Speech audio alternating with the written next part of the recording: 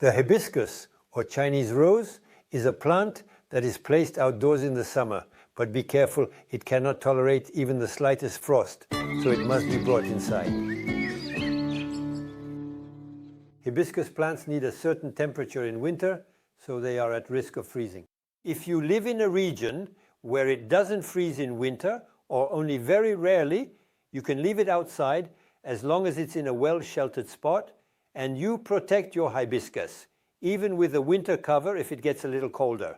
Indoors, our hibiscus can tolerate temperatures up to 15 or 20 degrees Celsius.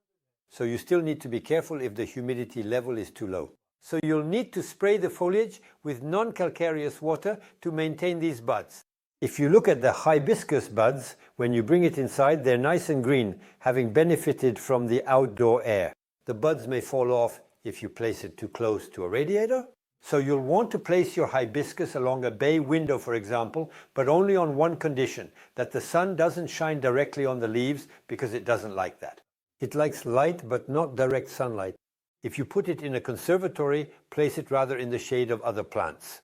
When you bring your hibiscus inside, it's important to watch out for insects, especially aphids and mites.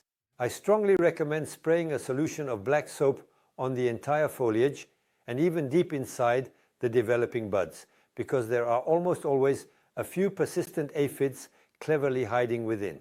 So here, this is black soap. There you go, just spray it. So even if it gets a little soapy, it's not a problem. Quite the opposite, in fact.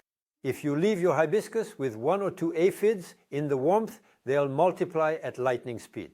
I recommend spraying again 2 or even 3 days later, at least for a week or even 2 weeks, to make sure you eliminate every last aphid. Now let's move on to watering. Hibiscus plants don't like having their roots sitting in water. They need to dry out between waterings. For the water, use lukewarm water. Let it sit in the room for a day so that it's at the same temperature. Hibiscus also don't like hard water. So if you have rainwater or if your water is high in lime, avoid using it, or add a little squeeze of lemon when you water, so that your water is slightly more acidic. So use a glass of water when watering and then let it dry out.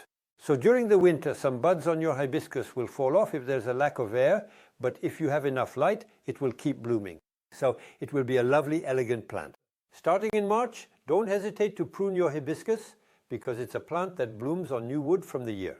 If you cut it back, it will produce new shoots, and those shoots will bloom.